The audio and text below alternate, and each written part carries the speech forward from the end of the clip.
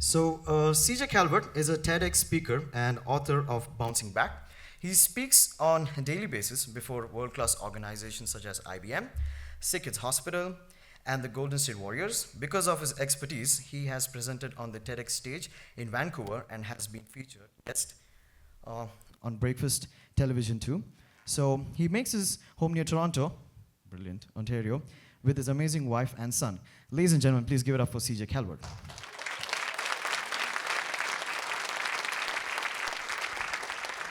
Thank you so much. Well, folks, it is such a pleasure being with you today. Let's give Elton a round of applause for doing a great introduction.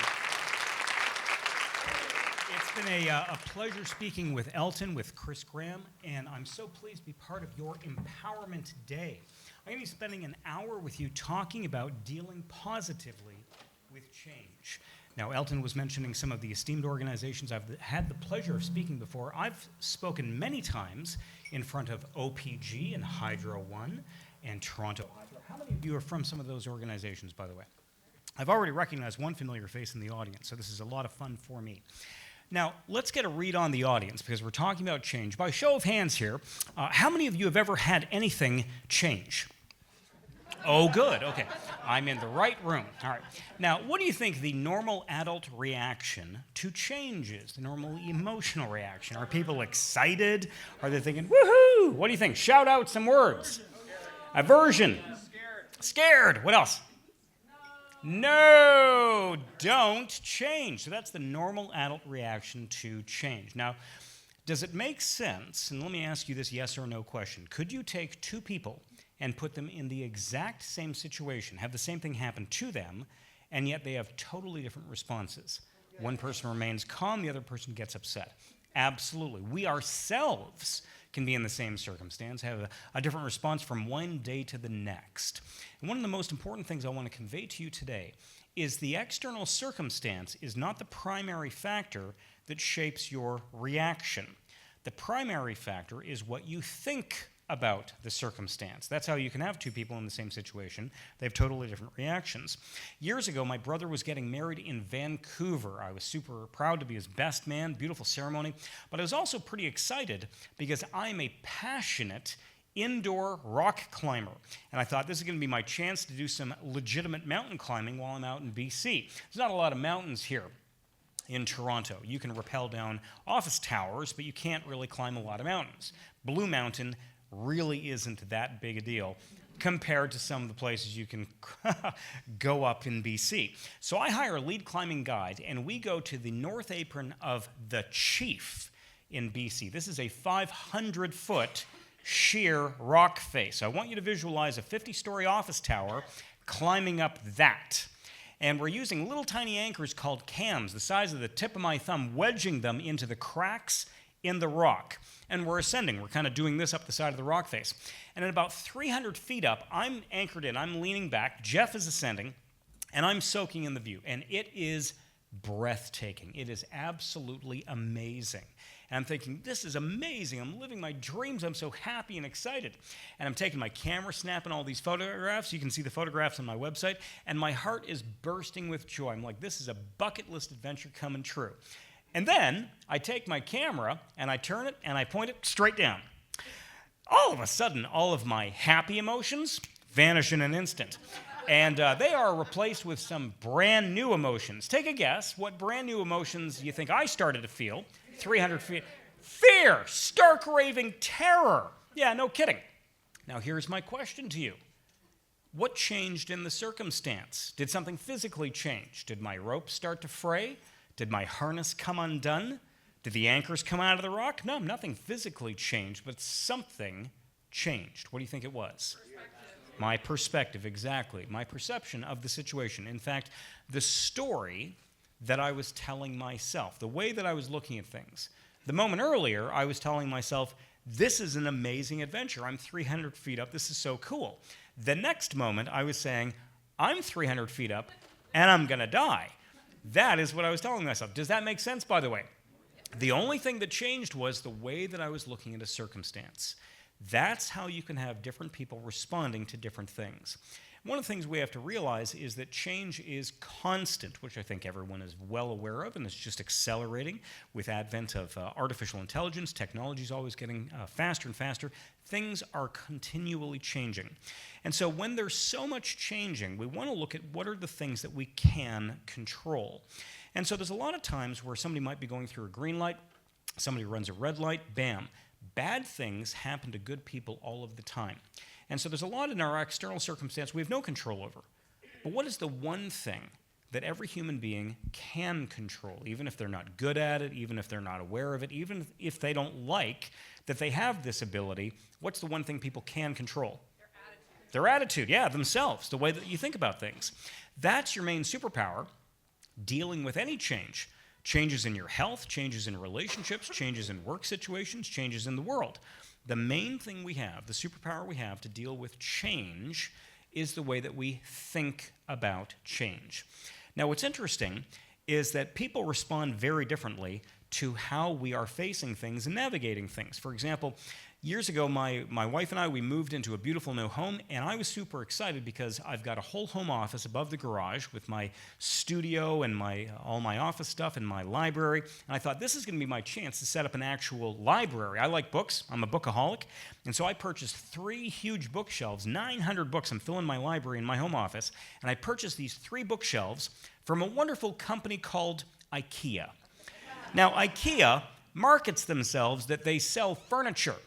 That's a great big fib. They don't sell furniture, they sell furniture pieces. That's an important distinction. It's like if you're having a birthday at IKEA, they don't give you a cake. They give you batter and water and an egg and instructions. Here's your cake, bud. Let it rip. So I get the instructions to my first bookshelf, and to give you a little insight into my personality, I'm kind of a ready, fire, aim personality. I would be a terrible engineer. I'm like, yeah, it looks fine, let's go. I'd be terrible at that. But I look at the instructions for my bookshelf and I think, I don't need these, and I dive right in.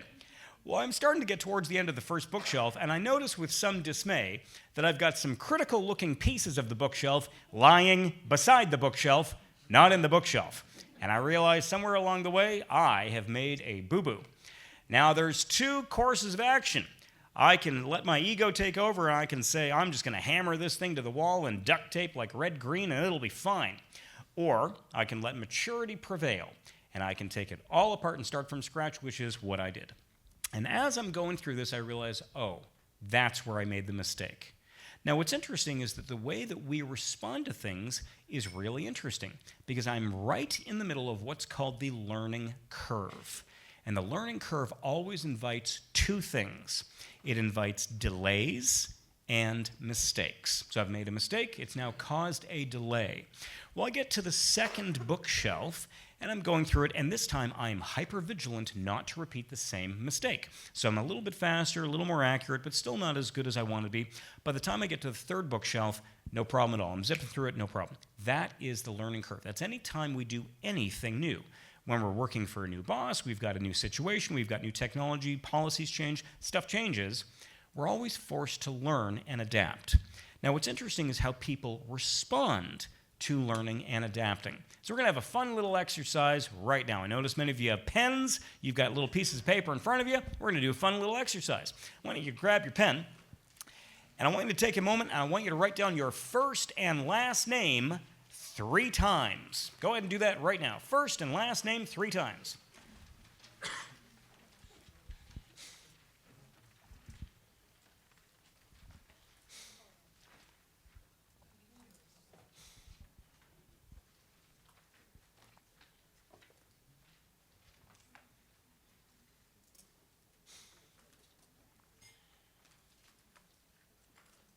Okay, no big deal. People are finishing that off. Now, as you finish that off, I'd like you to do it a second time. Once again, I'd like you to write down your first and last name 3 times. Oh, but this time, switch hands. So if you're right-handed, do it with your left hand. Oh, getting some grumbles, getting some eye rolls. Of course, here's where we find out who's got the really long names.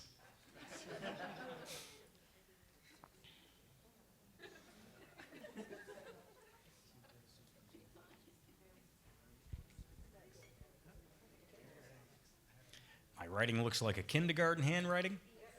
Yep.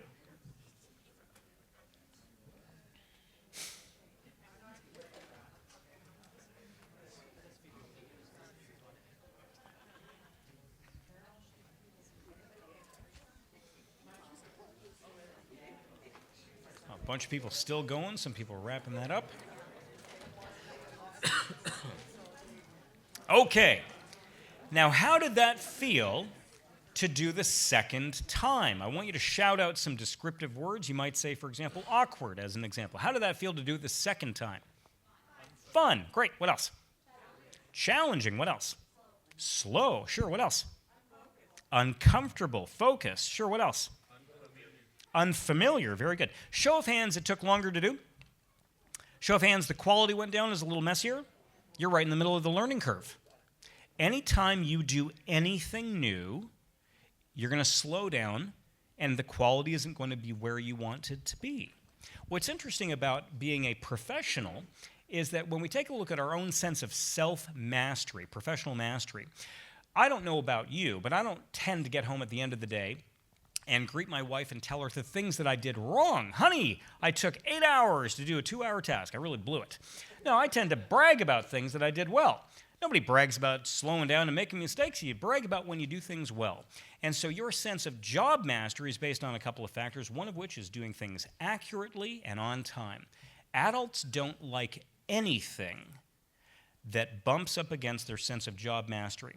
And interestingly, whenever management rolls out anything new, guess what?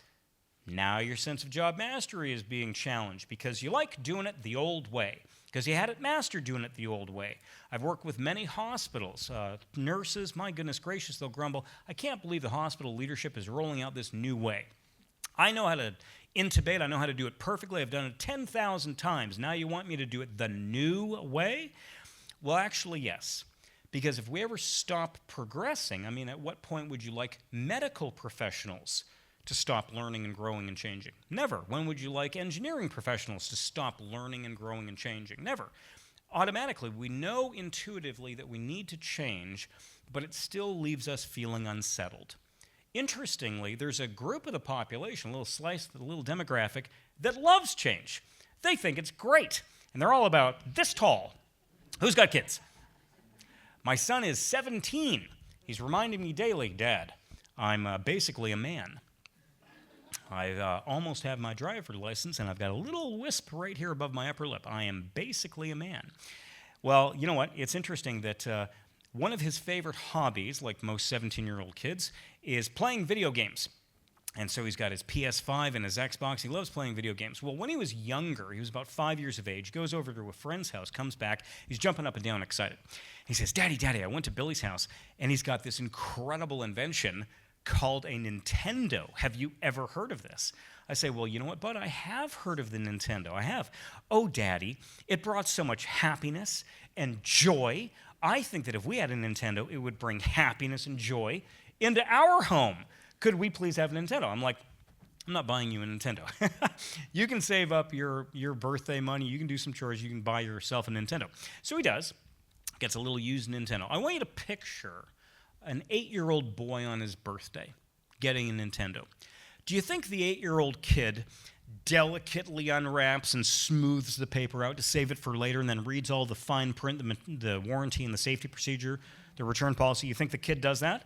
Or do you think the kid rips the box open, plugs it in, and dives into the game? Rips the box open, right? And as the child goes through the game, he doesn't know what to expect. It is constantly changing. And as he gets to the door, the bad guy jumps out, bonks him on the head, 3 strikes, you're out, he's kicked out of the game. But now the child has learned behind that door is a bad guy. And so he goes back into the game, and he has learned, and he is changing his strategy. Then he gets to that door, remembers the bad guy's there, he preemptively bonks the bad guy on the head, gets past level 1, and graduates to level 2. This is how every game is played and won. Every successive level has more bad guys, faster bad guys, stronger bad guys. And the challenges grow with every level you graduate to. What's fairly intuitive about this process is that applies to everything, by the way. It applies to your career. Have you noticed as you go up the ranks, you got a little more responsibility, a little more burden? You know, my son is starting to realize, you mean that university is going to be a little more challenging than high school? What? I thought I was free, that I could sleep in and do homework when I feel like. I thought I had more freedom. No, you have less freedom when you go to college. You are going to have more pressure on you. Just like you had more pressure going into high school, just like you had more pressure going into grade 5. Every successive level gets harder. So what we intuitively realize is to graduate up these levels, we have to grow, don't we? We have to get faster, stronger. We have to improve ourselves. So we kind of intuitively know that. What's really unintuitive is when you start reaching higher levels in life, doesn't matter what it is, your relationships, your health, your finances, your career, eventually, and this is a shock to our system when it happens, eventually the things that made you successful at the earlier levels not only stop helping you rise up, they start hurting you and causing you to slow down. The things that made you successful at earlier levels start becoming the barrier to moving on. Have you ever known a company that was initially very successful, but they didn't want to change, and holding on to their old way of doing things, now they're basically gone? Blockbuster, perfect example. They didn't want to change. They wanted to hold on to their old model. What's another example of a company? Kodak, great example. Yeah, the engineers at Kodak, Steve, can't remember his name now, one of the engineers, came up with the first digital camera. And he presented it to the leaders, and he said, this is amazing. This is going to change the world. And they're all excited. This is a new thing we can sell. And then one of the leaders says, hey, where do you put the film, Steve? He says, well, that's the beauty of it. It's a digital camera. There's no film involved. And they look at him like he's got two heads, because where was most of their revenue? Film, right? They're like, you're going to cannibalize our business. We're not rolling this out. So they shot down the idea. He went on to work for another organization, and the rest of the world moved on. The world adopted digital cameras, and Kodak has been relegated to the dustbin of obscurity.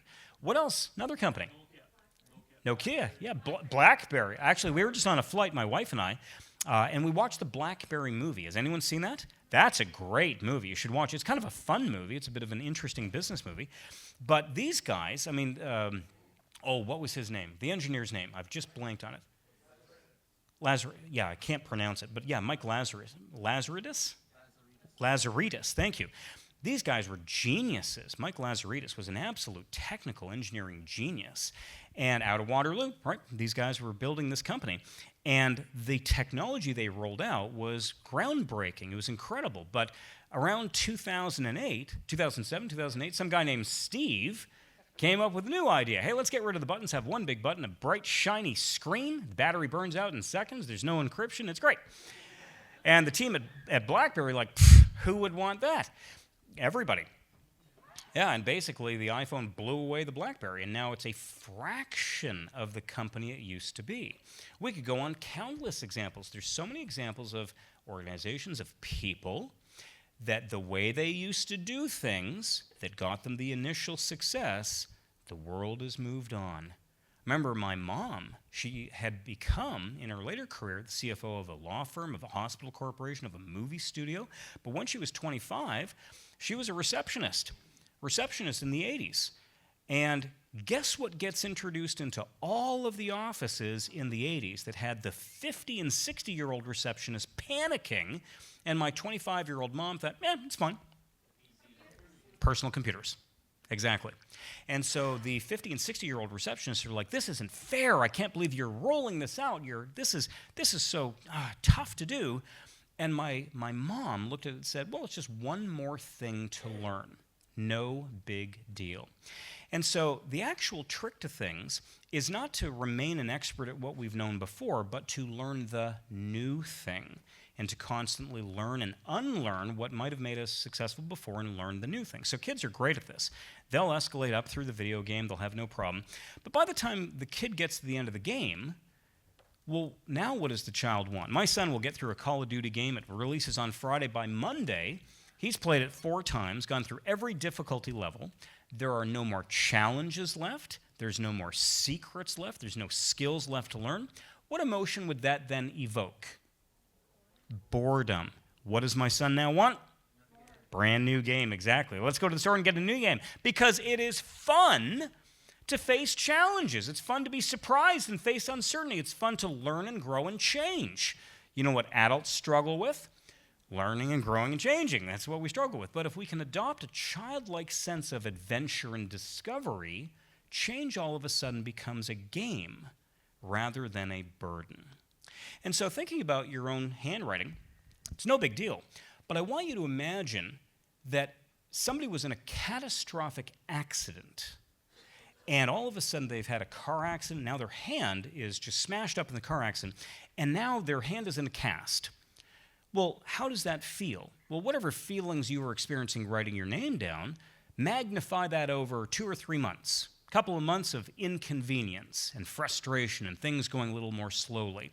But you sort of realize, you know what, the cast is coming off. Cast is going to come off in a couple of months, so no big deal.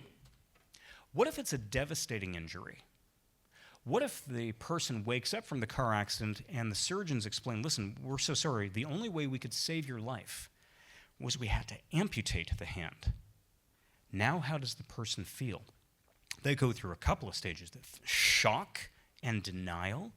This can't be real. I can't believe this change is happening to me. Anger, I can't believe the other driver ran the red light. Just grief and loss. Look at all the things I can no longer do. Bargaining with the universe, please, just give me my hand back, I'll do anything. But where would you hope, if you had a loved one, if you had a friend that was going through something devastating like that, what would you hope they would arrive at? What place would you hope they arrive at mentally, emotionally, psychologically, if they had a serious injury like that? What do you think? Peace, acceptance, exactly. You would want for your loved one that they arrive at a sense of peace and acceptance. Because no matter, they could spend the next 40 years being angry at that change. I've lost my hand. They wake up every morning bitter and angry. This isn't fair. Do you understand that 4 decades of being bitter and angry that the hand is gone is never bringing the hand back? Understand? Never bringing the hand back. And so what we want for them is to focus instead on peace and acceptance. I've got a fantastic friend. His name is Andrew. Andrew is a financial advisor. He also has a passion for downhill mountain biking. Now, I told you that I've done rock climbing. I do skydiving from 13,000 feet. I have rappelled down office towers in Toronto for charity. I go whitewater rafting. I like to do things that involve signing a waiver. If I get to sign a waiver, I'm going to have a good time. I'm like, that's literally, now I know we're having a good day. You could face death and dismemberment. Sign me up. This is great. But you couldn't pay me to do downhill mountain biking. I've seen GoPro videos of these guys on a little 12-inch strip, 1,000 feet on one side. I'm like, not a chance. Am I doing that? So my friend Andrew, he's barreling down a mountainside in August of 2020 with a friend, and the friend looks around, and Andrew is nowhere to be seen. Goes up, and he's completely smashed. They call in a helicopter to airlift him to Sunnybrook. He is in a coma for 9 days as they perform multiple life-saving surgeries. He coded twice on the table. And then when he finally wakes up, they tell him the story. Andrew, like, you've been in a coma for 9 days. The pictures of him, black and blue, smashed to pieces, ribs smashed, face smashed. He's in so much pain everywhere except his legs. He's like, oh, thank goodness I feel no pain in my legs at all. And then he realizes why. And the doctors and his family say, Andrew, we've got some tough news for you. You're paralyzed from the waist down. 25-year-old kid. That is a devastating change. Well, how should we respond? How should we react? Well, Andrew went through some very dark days. One of the challenges with navigating serious change is one of the hidden challenges is mental health issues. And Andrew faced some very, very difficult days of depression, of questioning, is it even worth going on?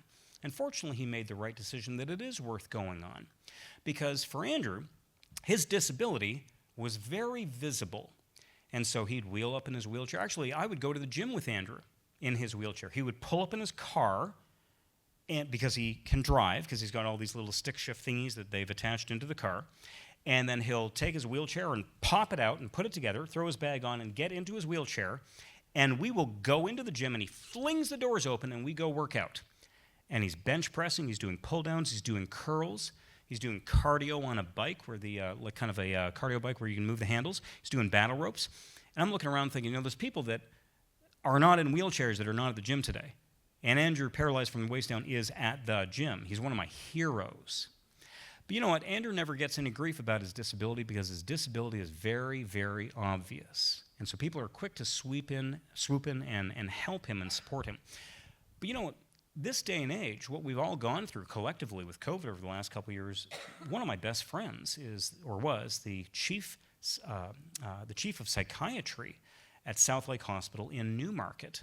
And Steve was getting ready to retire. He was working 15 hours a week.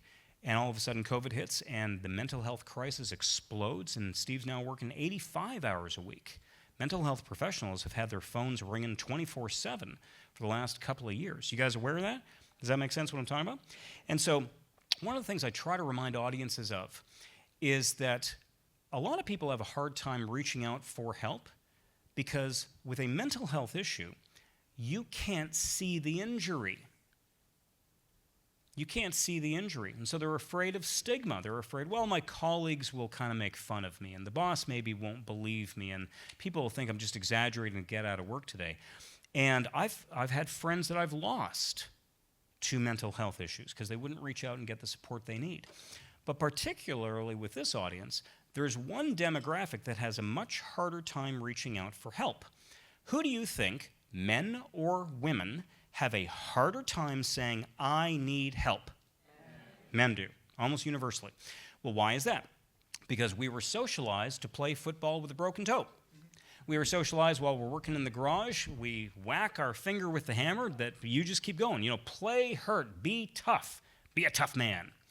And that's great, playing football. That is not a great strategy with mental health issues. Can we agree to that? And so, thank you, Chris, appreciate that.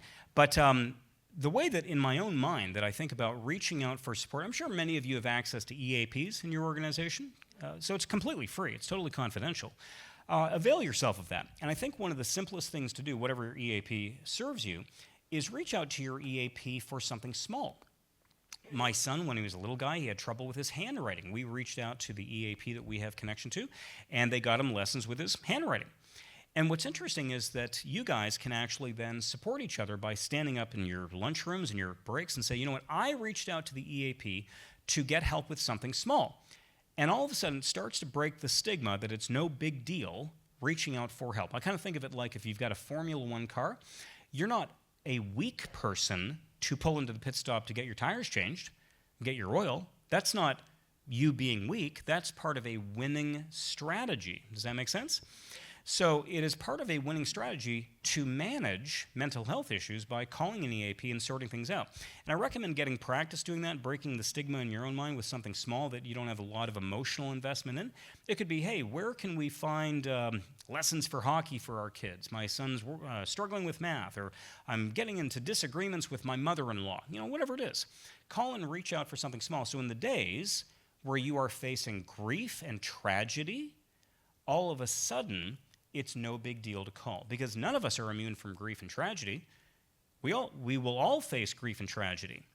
And so that's where my friend is a great example, where Andrew has a very visible disability, but a lot of people do not have a visible disability. I'm so pleased that we've got a committee for professionals with disabilities here in the room today. My son has an invisible disability.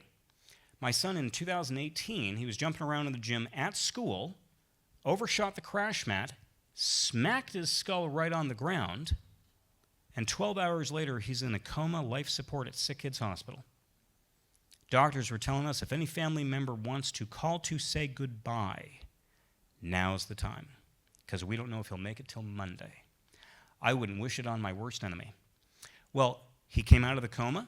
We're at Sick Kids. We get transported to Holland Bloorview, a rehabilitation hospital. We live at Holland Bloorview for the next 2 months as my son is relearning how to walk and hold a pencil and read without a splitting migraine for more than 10 minutes. And prior to the accident, Braden was reading, when he was grade 2, he was reading at a grade 10 level. Just breaking records with his math, breaking records with English, everything he was doing in school. And as he's coming out of this, we're holding him and he's weeping. He's like, will I ever be smart again? And so sometimes the people around you, they might be struggling with something very personal, very private, and they don't feel like telegraphing it to everyone around them. They want to keep up a facade because they don't want to admit, hey, I am struggling, I am having a challenge. And one of the best things that we can do is just create a supportive environment. Are we all cool on the same page with that? Create a supportive environment for anyone who might be struggling and realize that just because somebody has a disability doesn't mean that we can all see it. Sometimes it is quite invisible. But that's another change. We're always facing change, whether it's health, relationships, finance, our career, anything at all, we face change. Now, change goes through a couple of specific stages. The first stage is the ending. The old situation ends. And with the ending comes grief and loss. Now, endings are very finite. You can look on the calendar and say, that's the day of the change. That's the day my friend Andrew had his accident. That's the day my son Braden had his accident. That's the day I got promoted. That's the day we moved to a new house. That's the day my mom passed away. That's the day we got married. That's the day we had a new baby. The day of the change is very, very measurable. Every day after the change, you're in what's called the neutral zone. And the neutral zone is the period where you're not happy about things. Management has rolled out a new thing, and you're not happy about it. They want you to do a new procedure, a new policy, new technology. This is a new process, and you're angry about it. And for a lot of people, and this is very subjective, a lot of people languish in the neutral zone for a period of time. And it's completely subjective how long you spend in there. You could spend 5 seconds in the neutral zone or 5 decades in the neutral zone. But just like my friend Andrew, what do we want for our loved ones? We want them to move through the neutral zone as quickly and healthfully as possible and arrive at the third stage, which is called the new beginning. And the new beginning is where you kind of wake up and you just decide, I'm sick and tired of being angry. I'm sick and tired of being sad. And what I was talking with my friend Andrew about, I was sharing another amazing person, Rick Hansen. You know, Rick Hansen, one of my childhood heroes, probably some of you are close to my age. Well, 1985-87, Rick Hansen's going around the globe, and he's doing his Man in Motion tour. He was paralyzed from the waist down at 15. He got inspired by Terry Fox, and so he says, I'm going to circumnavigate the globe in my wheelchair. Comes back to Vancouver to a hero's welcome. And the reporter, years later, is asking him on TV, hey, Rick, if you could actually take a time machine and go back to the day of that devastating change, would you stop the accident from happening? Rick Hansen didn't blink, didn't pause. His answer was instantaneous. What do you think his answer was? No, I wouldn't go back and change it at all. I'm so grateful for that change. Now, make no mistake, the day of the change was devastating to me. But I look back on it with the benefit of time and perspective. And my heart is so full that I face that devastating injury. Because the letters that I get, the thousands, tens of thousands of letters that I get that I've led a purpose-driven life and I've lifted other people up and I've advocated for people, the relationships, the meaning in my own life, I wouldn't give it away for anything. And so I've shared that with my friend Andrew. He's on an amazing journey right now. He's launched a new career as a motivational speaker. He's done his first book. He's going around North America as a keynote speaker. Story kind of writes itself, right? If you've had an injury, you're overcoming.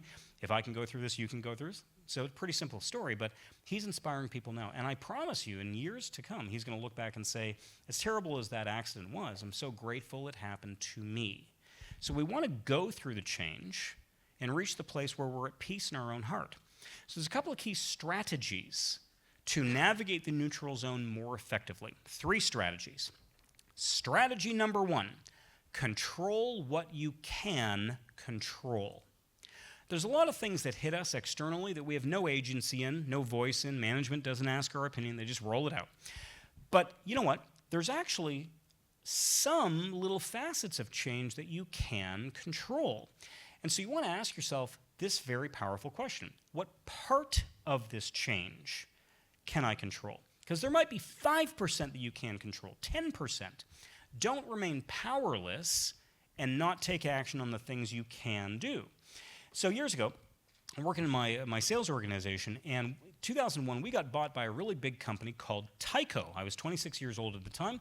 I'd never heard of Tyco. I thought they were a toy company. And so I don't know what Tyco is. Who the heck are they? They were like General Electric. They had 250,000 employees, billions of dollars of business, and they bought our little tiny company. We were the sales arm of a distributor, of a manufacturer. They bought the whole thing. Now everybody was freaking out. We're going to get laid off. This is going to be terrible. I didn't care. I was 26. I'm like, they're going to make me president. Give me the corner office. It'll be great. Okay? I didn't care at all. Yeah, if they lay me off, I'll play video games for the day. It'll be fine. So they didn't lay anybody off. But you know what they did do? They rolled out their computer system, their enterprise software. Now, accounting loved it. Purchasing loved it. Payroll, everybody loved it except the sales team, because the sales software was terrible. It would take 27 keystrokes and buttons to do what we could do in one. I gotta tell you, if you're a commissioned salesperson and you can't enter sales orders, you got skinny children. You're not bringing home the bacon. I didn't have children at 26. Let me make sure I clarify that. But so everyone's panicking. What are we going to do? Now, my sales manager is a pretty cool guy. He asked himself the question, what part of the change can I control? Now, my manager, did he have any control over the purchase of the company? No. Do you have any control over them rolling out their computer software when they bought it? No, not at all. That's usually where people kind of stop trying. They bump into the big thing. They say, well, I don't have any control over the big thing, so I'm going to stop trying to advocate for people. You know, your voice, I liked what Elton was saying. You got to have your voice being part of the power. I'm misspeaking here, but you had such a great message up there. You and your, was it Brian who was also speaking? Bradley? Thank you. So you and Bradley did a great job. But, you know, I think Bradley had the 6 stages up on stage, yeah. And, you know, no one else is going to come and speak up for you. You have to speak up for yourself. And, you know, I'm so proud of the young professionals because you're setting that example. Because sometimes when somebody's a younger professional, they've got a little bit of fear. Who am I to speak up? You know, so I'm so pleased you guys have that organization to empower yourselves. Perfect keynote on that, on this day, the Empowerment Day, to empower yourselves to speak up. And so, when you're looking at a change, my manager did it great. He's going down the list of things that he could control, and he finally realizes, you know what I could control? I can control finding the name and the telephone number of whoever's in charge of rolling out the software. So he does, phones the guy up, guy's down in the States, and says, hey, listen, let's become best friends. And he's giving him whatever information he needs, supporting him. If you need to phone anyone, call my cell phone, I'm here to help. And so the guy starts to like my manager. And then the guy comes up to Toronto, and my manager says, hey, let's go out to lunch, my treat. So my manager rolls out the red carpet, takes him to Wendy's, okay? And so, really wine and dine him here. And so he's sitting him down, and he says, listen, I don't know if you realize this, but your software is going to cripple our sales team. And the guy is stunned to hear this. What are you talking about? He says, yeah, the software is terrible.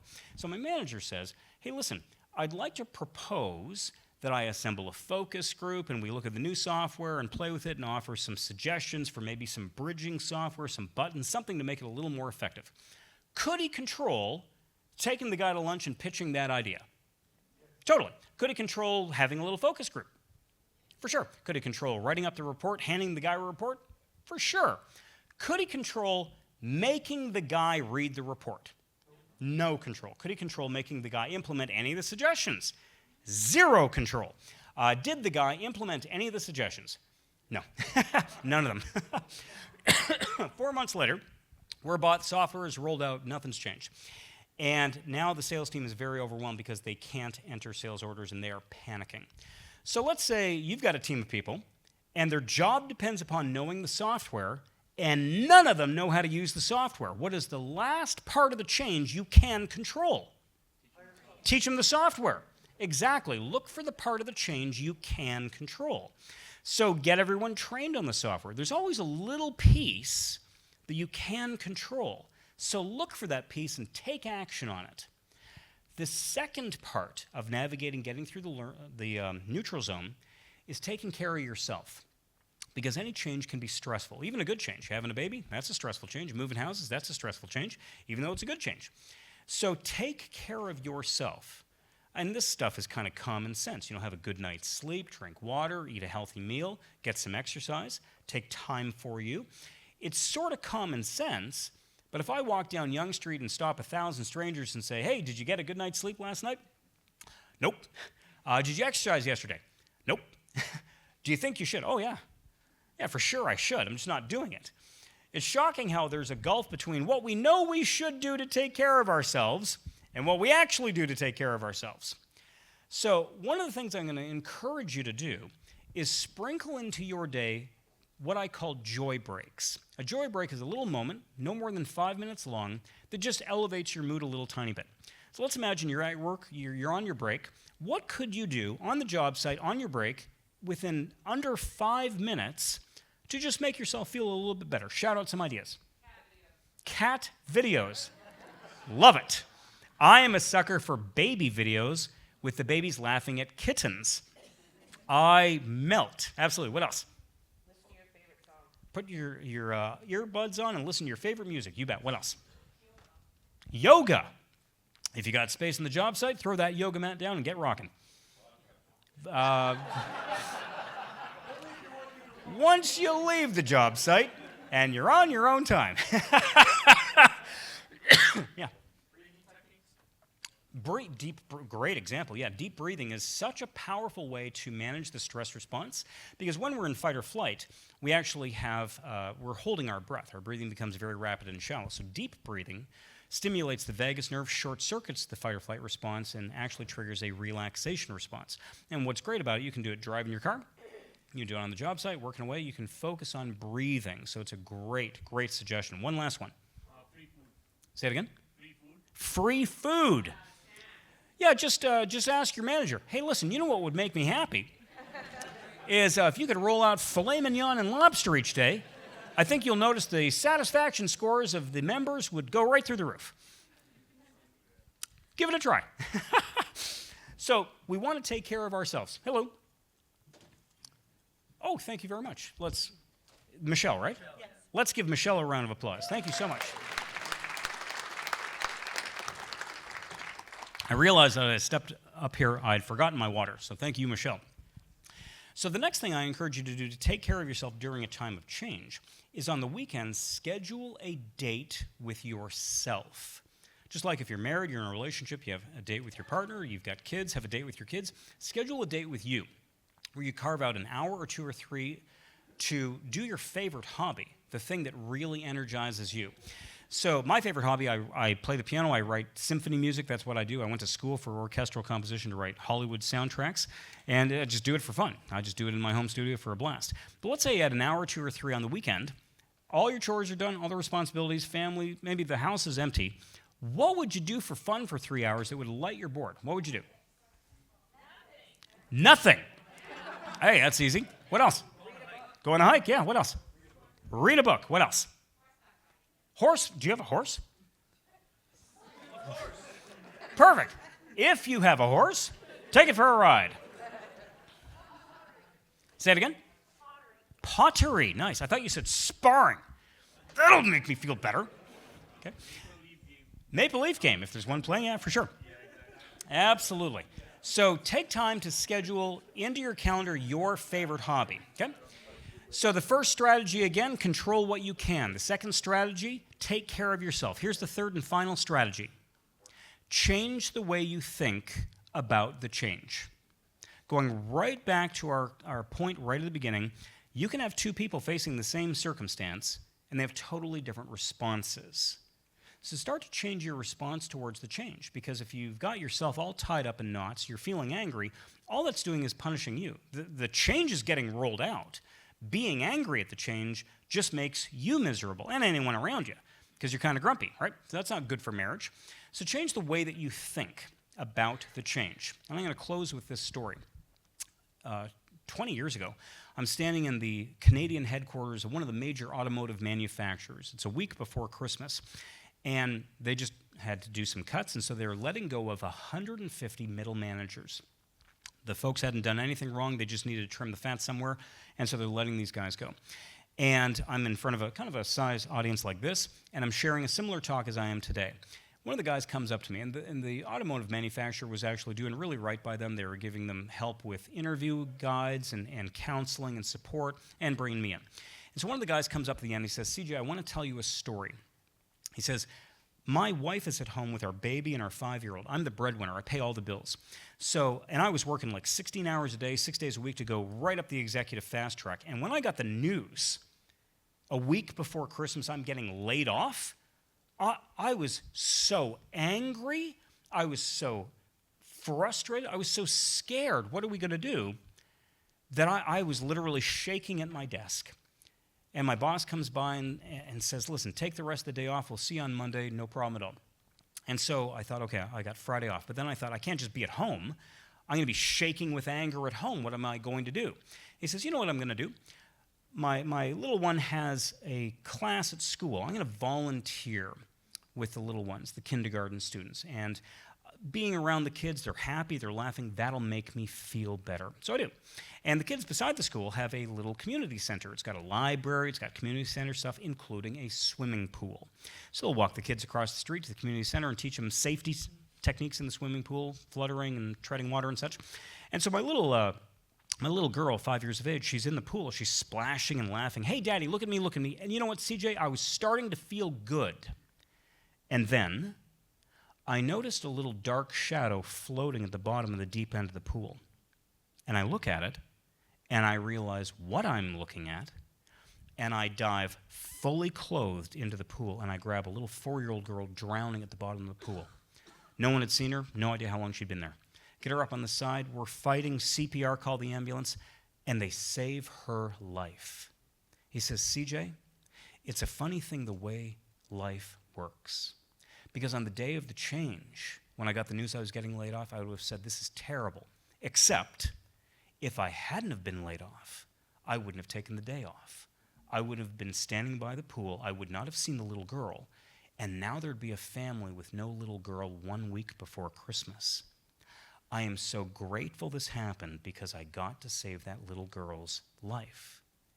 You see, folks, when we go through stuff, whatever's going on at work, at home, in any part of our lives, life is kind of like the changing seasons. You have a summer and then a fall and then a winter. It's kind of crummy.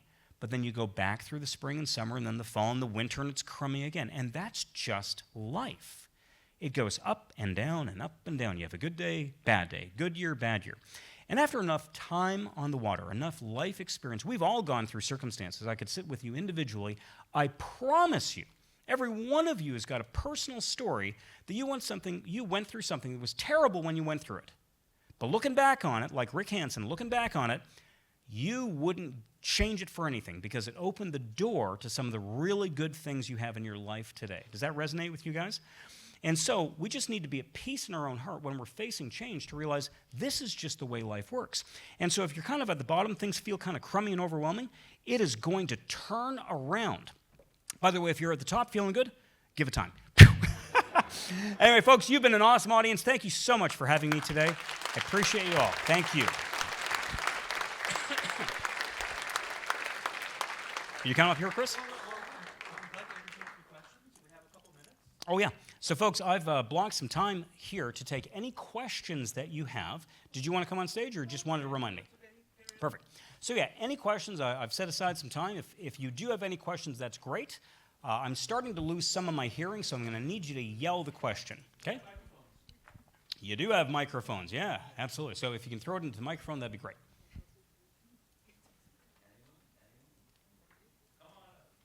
Come on down. Hi, my name's Robin. Hey, Robin. CJ, lovely. Yeah. Thank you. Beautiful talk. Thank you so much. Much of it resonated for me. So you had to somehow take your life from being trained as a symphony writer to work in sales to becoming an inspirational speaker amongst other skills. Yeah. How did you do that?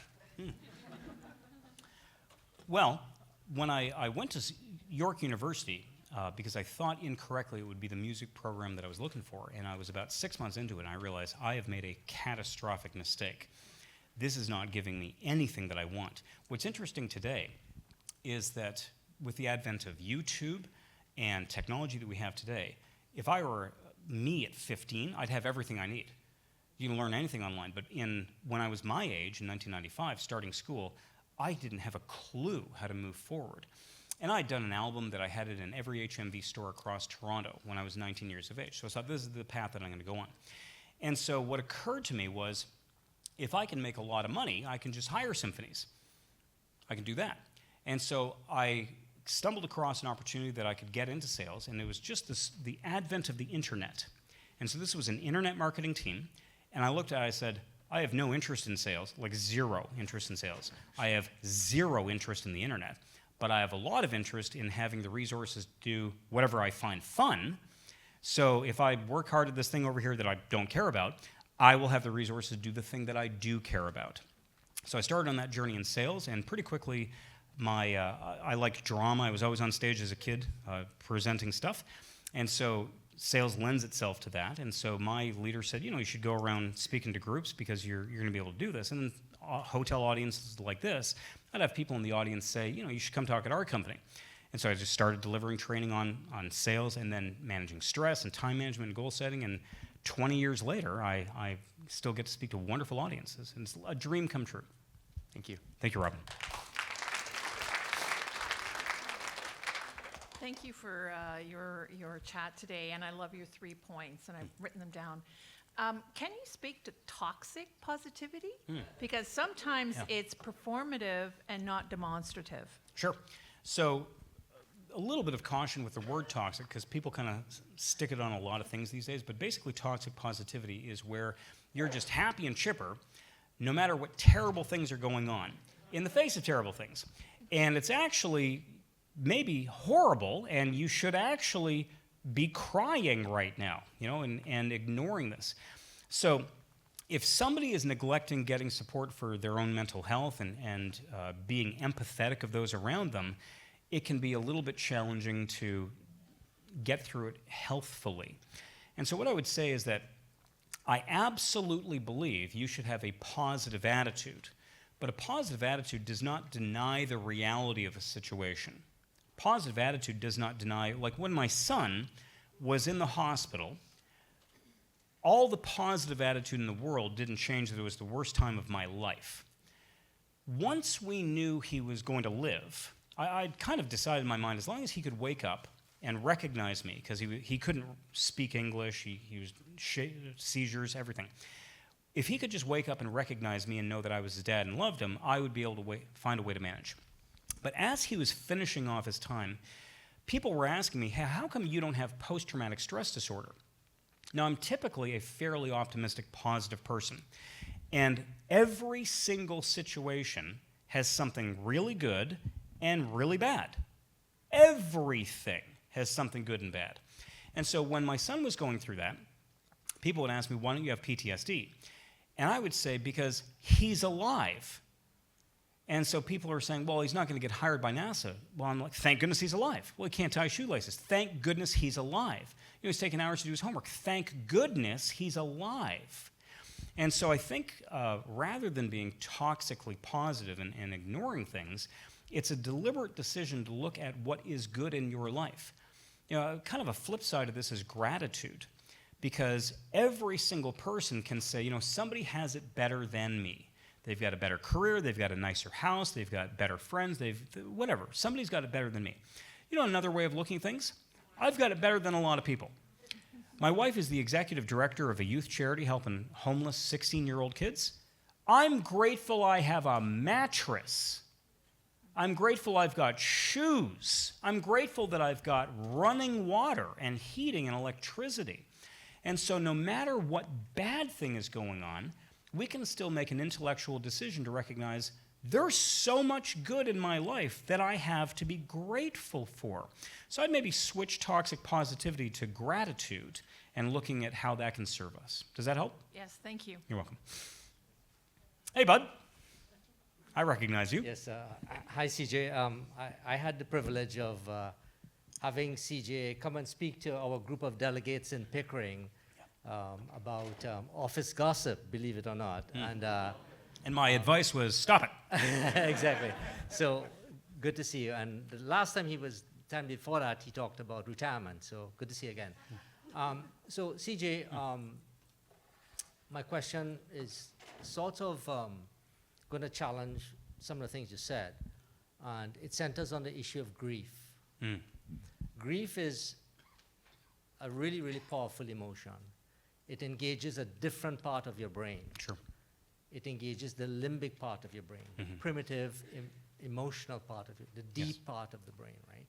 So I still think about my parents who I lost. I think about my younger days when life was simpler, when things were easier. Yeah. And those things sort of keep you where you were Mm-hmm. because, believe it or not, it's very comforting to think about yesteryear. Yep. So there are some incompatibilities between the rational part of us and the limbic primitive part of our brain. Yep. So how do you cope with that antagonism between those two pieces? How do you cope with your rational side disagreeing with your battling your Yeah. limbic side. Well, I think grief is a very important emotion. We will all experience grief. We will all lose our loved ones. We will all have things change and we lose things. And so there is no shame ever in feeling grief. It's troubling when people are trying to keep a positive face. That would be an example of toxic positivity, when you're actually brokenhearted inside and you're faking a fake happy smile, maybe for yourself or others. So I think it's so important when we have lost somebody, when we've lost something significant, actually a career. If you lose a career, that could bring about grief. If something's happening in the country that has changed, that can bring about grief. So we should absolutely allow ourselves to feel that for a reasonable amount of time. I think where it shuts your life down for decades, I would want to talk to that person. By way of example, my aunt had her husband pass away. They had been married for maybe 3 or 4 years. I was 12 years old, and he was a chain smoker, and he got lung cancer, and he was in the hospital, and 10 days later he was gone. And so he passed away when I was 12. And she's now 75, and I don't know, I have no knowledge of her even having gone on one date in 30 years, 35 years. And if I were passing away, if I had the chance to talk to my wife, I would want to say to her, listen, mourn me, grieve for me. It's completely natural. But then at a certain period of respectful mourning, I do want you to go enjoy your life. I want you to have somebody to hold you and celebrate your victories and get you chicken noodle soup when you're not feeling well and be there for you. And so what I would say is it is logical to grieve. That's how I would talk to my logical, rational center. I would not have my rational self saying, there's something wrong with you. I would have my rational center recognize this is absolutely part of the human experience, and the way you're responding is appropriate. And that's how I would have those two sides of my brain come to peace. I would say, this is the appropriate way to behave. That's how I would do it. All right, thank you. You're welcome. These are great questions. All right. I think we're done with the questions. Chris, thank you so much for having me. Let's give Chris a round of applause. Oh, thank you, CJ. You bet. Thank you very much for being with us here today. I'll use this one. And sharing your stories and inspiring us all. It was a great talk. I'm sure everyone agrees. One more time for CJ Calvert. Okay, Calvert, good luck at your next event.